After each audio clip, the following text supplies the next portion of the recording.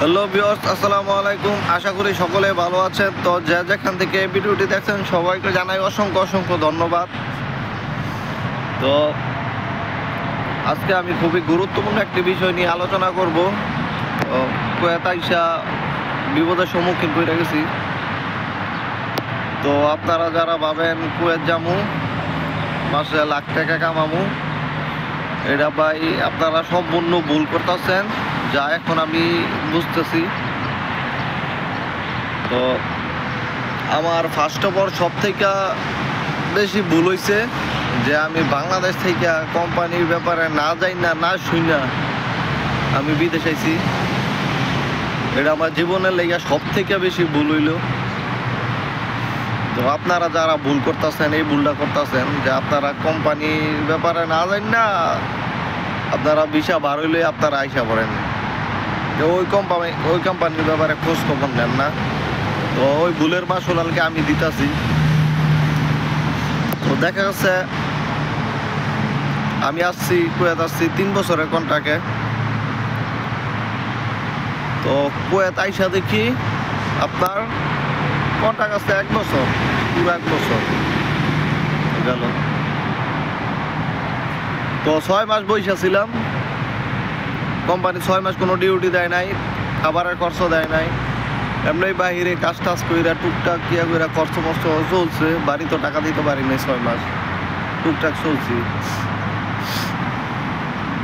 তারপর দেখা যাচ্ছে কোম্পানির 6 মাস পরে কোম্পানি ডিউটি দিছে অফিসগুলো দিয়া 60 টাকা বেতন। 2 মাস ডিউটি করার পর ছোটোখাটো একটা পার্ট টাইম হয়েছে। তো দেখা যাচ্ছে দুইটা মিলা খাইয়া গেছে, মোটামুটি আলহামদুলিল্লাহ টাকা পাঠাইতে পারছি। যাই হোক 6 মাসে ধরেন 6 মাস ডিউটি করার পর 6 মাস পর তো কোম্পানি ডিউটি দিচ্ছে, আর 6 মাস ডিউটি করছি। 6 মাস বরাবর 6 মাস ডিউটি করছি। 6 মাস ডিউটি করার টুকটাক মনে করেন যাই হোক 3-4 লাখ যাই হোক পাঠানো গেছে, এখনো ঋণ দেওয়া হয় নাই আর কি। তো আবার গেছে কোম্পানির কন্ট্রাক্ট গেছে কাজ 6 মাস ডিউটি করার পরে। তো আইসি কিন্তু মাথার মধ্যে খেয়াল রাখবেন যে আইসি আমি 3 বছরের কন্ট্রাক্টে আয়া দেখি 1 বছরের কন্ট্রাক্ট 6 মাস বসা ছিলাম। তো বাকি রয়েছে 6 মাস। তো 6 মাস ডিউটি করার পরে কন্ট্রাক্ট গেছে গা। ধরেন আমার বাহিরে কামই নাই, বাহিরে কামই করছি না 6 মাস। তো 6 মাস পরে ডিউটি দিচ্ছে। তো 60 টাকার কত 20-22 হাজার টাকা মনে দেয়। ধরেন আপনারা কেউ পার্ট টাইম পাইলেনই না, তো 20-22 হাজার আপনার খাওয়ার খরচ আছে, মোবাইল খরচ আছে, আপনি কতই বাড়িতে পাঠাইতে পারবেন? মিনিমাম 1 লাখ টাকা 6 মাসে আনুমানিক। সর্বনিম্ন সর্বোচ্চ আপনার বললাম আর কি 1 লাখ টাকা তো পাঠাইতে পারবেন না। ধরেন যারা পার্ট টাইম নেই তারা কি করবে? তো দেখা গেছে 6 মাস পরে 6 মাস ডিউটি করার পর কোম্পানি বললো যে তোমার আকামা লাগাইতে লাগবে 400 দিনার, 450 দিনার। ওই সময় আপনি কি করবেন? কামই করলাম 6 মাস পরে। 6 মাস পরে কোম্পানি 6 মাস বসা ছিলাম, 6 মাস পরে কোম্পানি কাজ দিল। 6 মাস ডিউটি করার পরে কোম্পানি বলতেছে যে আকামা লাগাইতে লাগবে যে 400-450 দিনার। তো এই টাইমে আপনি কি করবেন?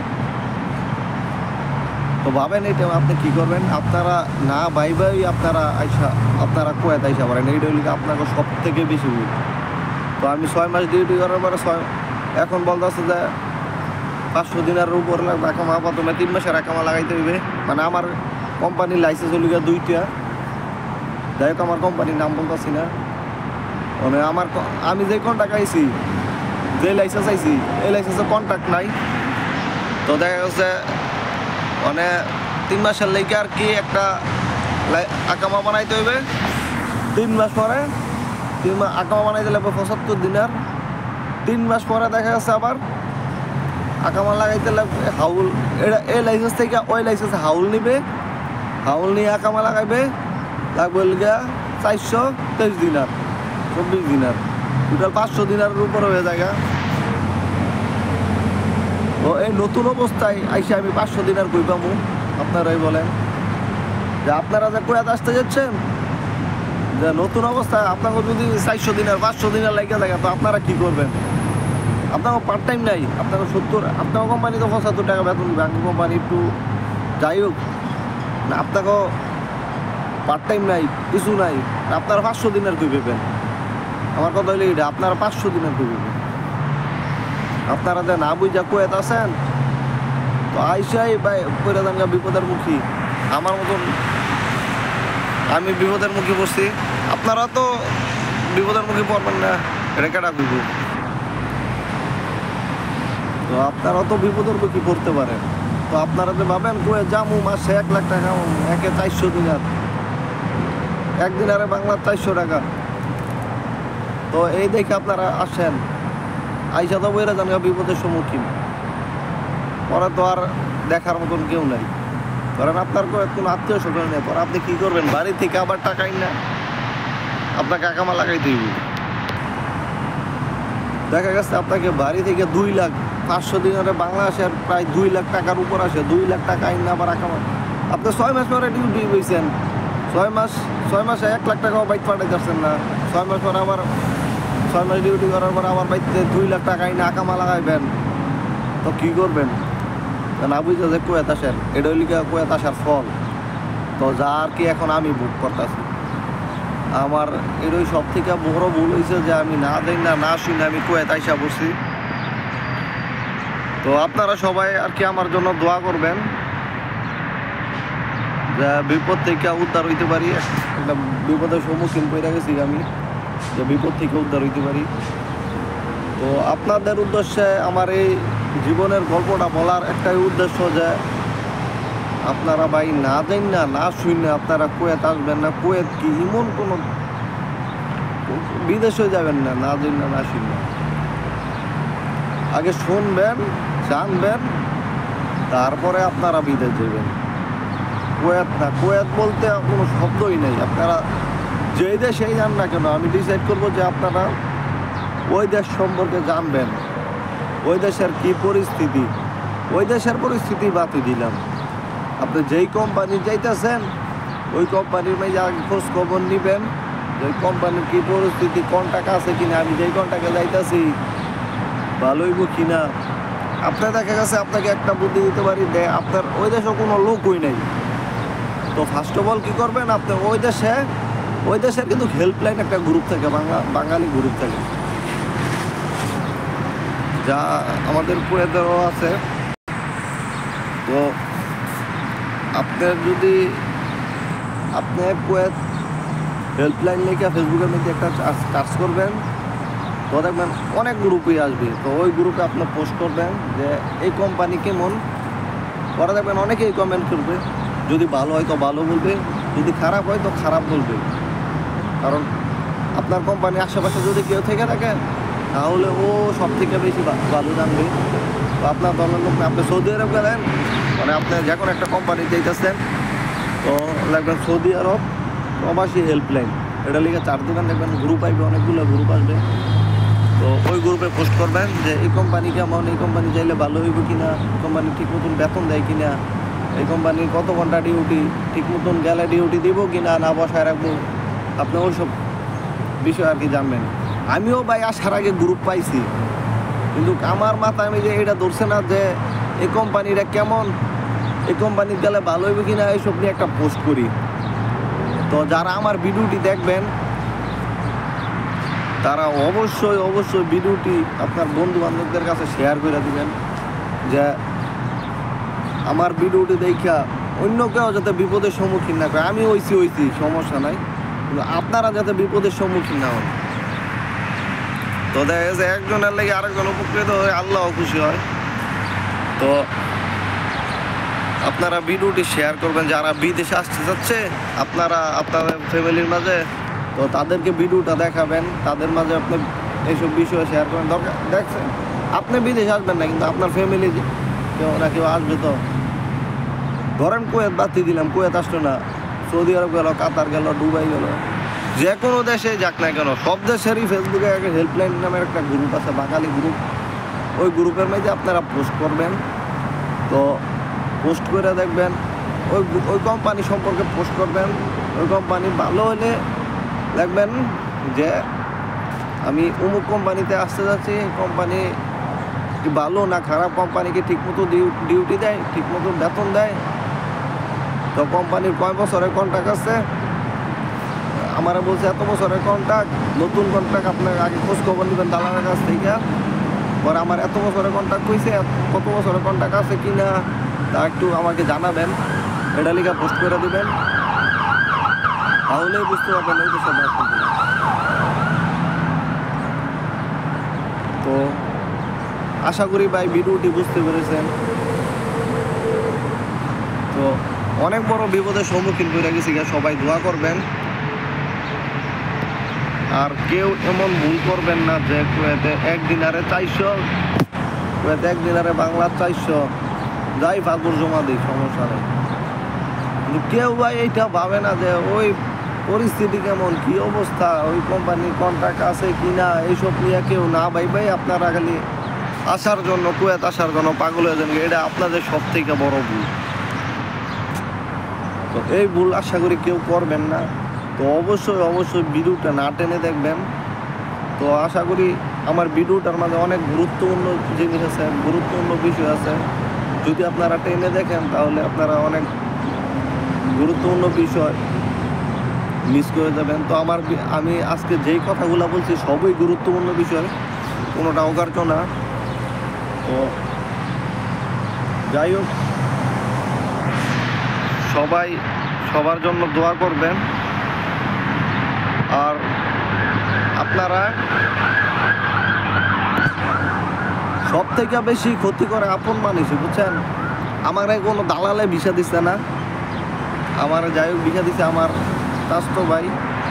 তো সব থেকে আপন মানুষই ক্ষতি করে, কারণ আমার চাচতো দেখা গেছে আমি না ওই খোঁজখবর না ওই নিলাম, আমি তো বাংলাদেশে খাই, তো কুয়েত থাকে, তাই না। তো তারও তো একটা উচিত আছে যে এই কোম্পানিতে যে আমি তারা নিতে আসি, কোম্পানির কি টাকা আছে কিনা, কোম্পানি কি ঠিক মতন বেতন দেয় কিনা, কোম্পানির ব্যাপারেও তো তার একটু খোঁজ খবর নেওয়া উচিত আছে। আপনাদের কি মনে হয় যে তার কি উচিত আছে কিনা যে কোম্পানি সম্পর্কে একটু খোঁজ খবর নেওয়া? আপনাদের কাছে আমার একটা প্রশ্ন, এই প্রশ্নটা আপনাদের কাছে যে হ্যাঁ আমার কুয়েত আনলো, হ্যাঁ অবশ্যই কুয়েত থাকে, আমার আপন চাচতো ভাই, হ্যাঁ কুয়েত থাকে। ধরেন আপনাদের কাছে আমি একটা প্রশ্ন করলাম যে আপনাদের মাথায়, আপনাদের বিবেকে কি মনে হয় যে হ্যাঁ কুয়েত থাকে, যে তার হ্যাঁ আমার কুয়েত আনতেছে, তার একটু কি আছিল কিনা যে এই কোম্পানি যে আনতেছে, আমি যেই কোম্পানি দিতেছি, তো ওই কোম্পানি সম্পর্কে একটু খোঁজখবর নিয়ে দেখি, তার বিবেকে একটু হয় নাই যে ওই কোম্পানি সম্পর্কে একটু খোঁজখবর নিয়ে পরে তারপরে ভিসা লাগাই। তো আমি এই প্রশ্নটা আপনাদের মাঝে করলাম। তো আপনারা করবেন, এটার আনসার দিবেন যে তার উচিত আছিল কিনা, হ্যাঁ বা না। যাই হোক, আমি কারো দোষ দিব না, এটা আমার নিজের কপালের সমস্যা, কপাল আমার এই আছে, তাই আর কি এই অবস্থা হয়েছে। আমি কারো দোষ দিব না এখানে ধরেন আমারই দোষ, কারণ আমি কেন খোঁজখবর নিলাম না। দালালটা হইলেও তো একটু খোঁজখবর নিয়ে দেখে, দালালটা একটু কোম্পানি কেমন, দালালটাও তো কোনো খারাপ কোম্পানি নিয়ে আনতে চায় না। আর হয়তো আমার ভাই ছিল, বাদ দিলাম তার কথা, এটাও মনে করেন আমার কপালেরই সমস্যা। অনেক প্রবাসীর এই অবস্থা ভাই, তারা না জানি না, আমার মতন না জানি না যায় অবশ্যই আমার কোম্পানির মেয়েদের তো আমার 1 লাখ হতি না। তো অনেকেই আছে 500 দিনের লাগবে, তো করার নাই। সব থেকে ক্ষতি করে বাঙালিরা, বুঝছেন। বাঙালিরা কেউ দেখতে পারে না, সব থেকে বেশি ক্ষতি করে বাঙালিরা।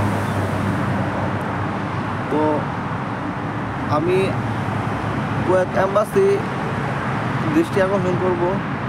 তো আপনারা দালালদের প্রতি একটু থাকবেন যে তারা অনেক সহজ সরল ড্রাইভার আছে, তাদের কুয়েত না ফান্দে ফেলাই দেয়।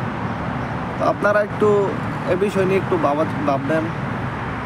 অনেকে আছে যে 3 বছরের কন্ট্রাক্ট করে আইন না, দেখা যাচ্ছে 6 মাসের কন্ট্রাক্ট, 1 বছরের কন্ট্রাক্টে আইনা ফেলাই দেয়। তো আমাদের কোম্পানিতেই আমরা তো আইছি 6 মাস পরে, আমাকেও 27 মাস পরে একই ভিসা দিয়া আমরা যে বিষাইছি একই ভিসা দিয়ে আবার আনছে, তাকে তো তারা পাচ্ছে 6 মাসের কন্ট্রাক্ট। আমি তো 1 বছরের কন্ট্রাক্ট পাইছি, 1 বছর তো বসাইছিলাম, তারা 6 মাসের কন্ট্রাক্ট পাইছি, 4 মাসের কন্ট্রাক্ট পাইছি। তো তাদের কি অবস্থা হবে? তাদের তো আকামা লাগছে, সমস্যা নাই, তাদের ইন্নাসে নাও লাগতে পারে, দেখা গেছে আবার নতুন কন্ট্রাক্ট ধরে ফেলবে। তো যাই হোক, কুয়েত এম্বাসিতে দৃষ্টি আকর্ষণ করছি, আপনারা একটু দালাল দিন নিয়ে সতর্ক থাকবেন। তো অনেক বাইদের আছে, অনেক হয়রানি ভোগান্তিতে শিকার হইতে হইতেছে। তো ভিডিওটি অনেক লং হয়ে গেছে, সবাই ভিডিওটি শেয়ার করবেন, আপনাদের ফ্যামিলির মধ্যে শেয়ার করবেন, যে সবাই সতর্কতা অবলম্বন করে কুয়েত আসবেন। সবাই কুয়েতের ব্যাপারে যাই না শুনে আপনারা যারা ভিসা লাগাইছেন, যারা অলরেডি ভিসা লাগাই দিয়েছেন, পাসপোর্ট জমা দিয়েছেন, তারা যাই না শুনে আর কি এখন থেকেই খোঁজখবর নেওয়া শুরু করেন, খোঁজখবর নিয়ে তারপর আসেন। তো সবাই আমার চ্যানেলটা সাবস্ক্রাইব করে দিবেন, লাইক কমেন্ট শেয়ার করে দিবেন, পাশে থাকা বেল আইকনটি বাজিয়ে দিবেন। সবাই ভালো থাকবেন, সুস্থ থাকবেন, ধন্যবাদ সবাইকে।